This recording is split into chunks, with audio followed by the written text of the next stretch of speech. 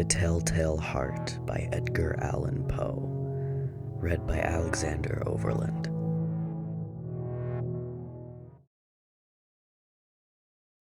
Nervous. Very, very dreadfully nervous I had been and am. But why will you say that I'm mad? The disease had sharpened my senses, not destroyed, not dulled them. Above all was a sense of hearing acute. I heard all things in the heaven and in the earth. I heard many things in hell. How then am I mad? Hearken and observe how healthily, how calmly I can tell you the whole story. It is impossible to say how first the idea entered my brain, but once conceived, it haunted me day and night. Object there was none, passion there was none. I loved the old man. He had never wronged me, he had never given me insult. For his gold I had no desire. I think it was his eye. Yes, it was this. One of his eyes resembled that of a vulture, a pale blue eye with a film over it.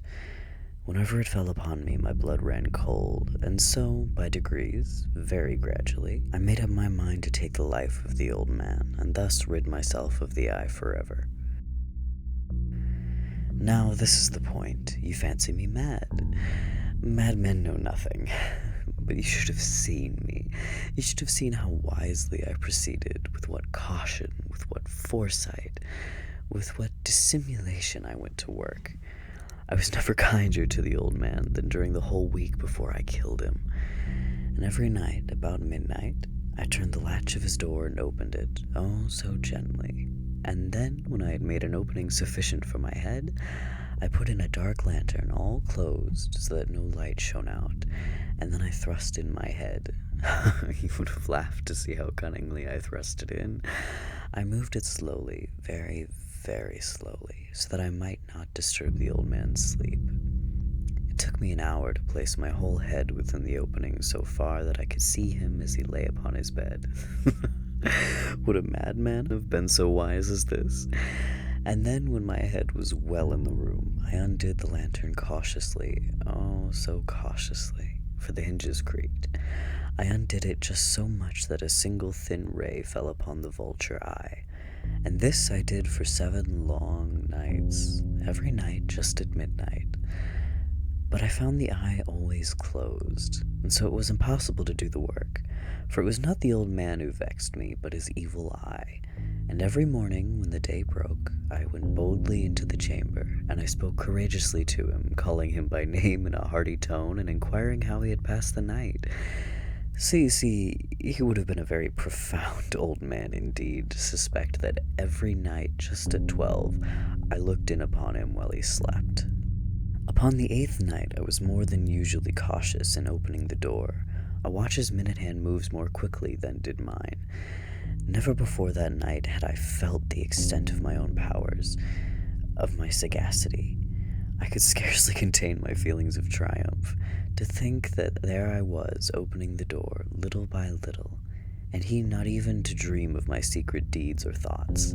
I fairly chuckled at the idea, and perhaps he heard me, for he moved on the bed suddenly, as if startled.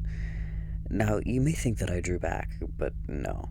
His room was as black as pitch with a thick darkness, for the shutters were close-fastened through fear of robbers, and so I knew that he could not see the opening of the door, and I kept pushing it on steadily.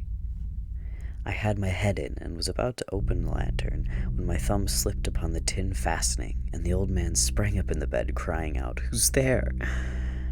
I kept quite still and said nothing. For a whole hour I did not move a muscle, and in the meantime I did not hear him lie down. He was still sitting up in the bed listening, just as I have done night after night, hearkening to the death watches on the wall. Presently I heard a slight groan, and I knew it was the groan of mortal terror. It was not a groan of pain or grief, oh no. It was the low, stifled sound that arises from the bottom of the soul when overcharged with awe. I knew the sound well. Many a night, just at midnight, when all the world slept, it has welled up from my own bosom, deepening with its dreadful echo the terrors that distracted me. I say I knew it well. I knew what the old man felt, and pitied him, although I chuckled at heart. I knew that he had been lying awake ever since the first slight noise, when he had turned in the bed. His fears had been ever since growing upon him. He had been trying to fancy them causeless, but could not. He had been saying to himself, "It is nothing but the wind in the chimney, it is only a mouse crossing the floor," or "It is merely a cricket which has made a single chirp." Yes, he's been trying to comfort himself with these suppositions, but he had found it all in vain. All in vain, because death, in approaching him, had stalked with his black shadow before him and enveloped the victim, and it was the mournful influence of the unperceived shadow that had caused him to feel, although he neither saw nor heard, to feel the presence of my head within the room. When I had waited a long time, very patiently, without hearing him lie down, I resolved to open a little, very, very little crevice in the lantern. So I opened it. You could not imagine how stealthily, until, at length, a single dim ray, like the thread of the spider, shot from the crevice and fell upon the vulture eye. It was open, wide, wide open, and I grew furious as I gazed upon it.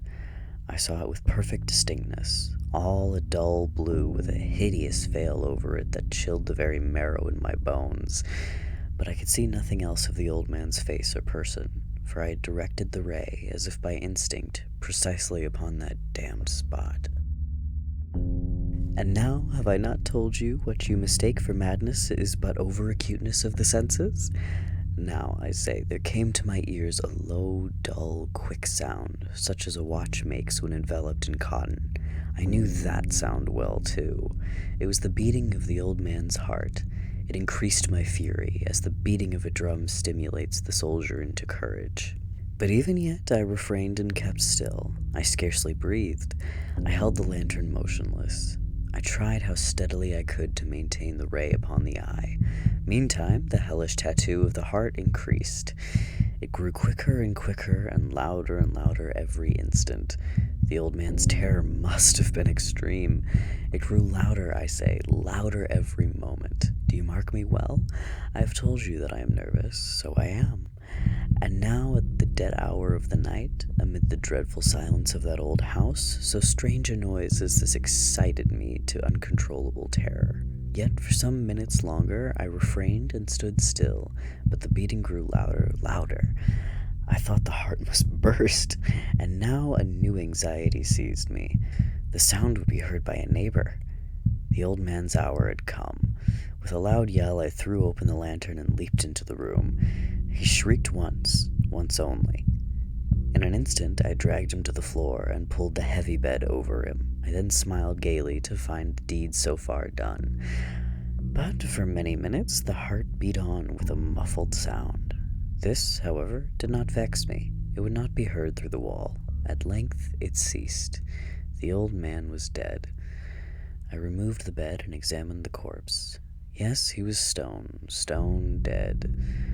I placed my hand upon the heart and held it there many minutes. There was no pulsation. He was stone dead.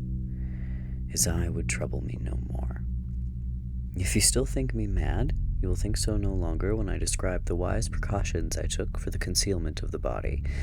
The night waned, and I worked hastily, but in silence. First of all, I dismembered the corpse. I cut off the head and the arms and the legs.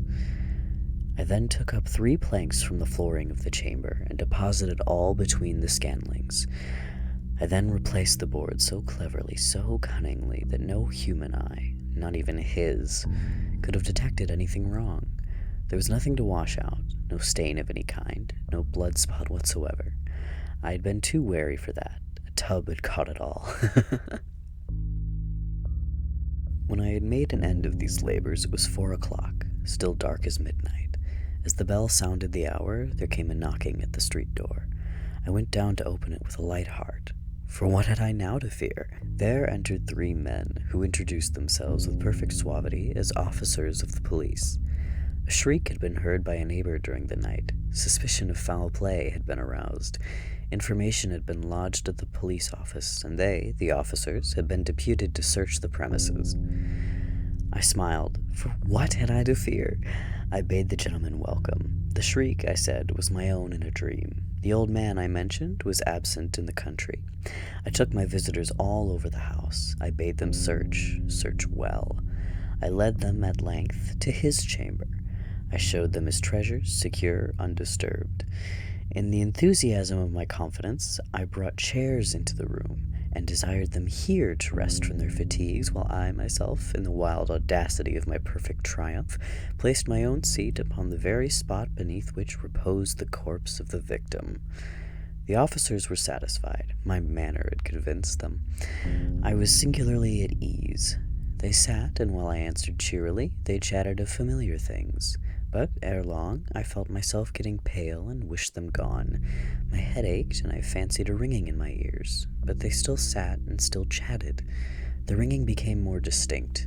It continued and became more and more distinct. I talked more freely to get rid of the feeling, but it continued and gained definitiveness, until at length I found that the noise was not within my ears.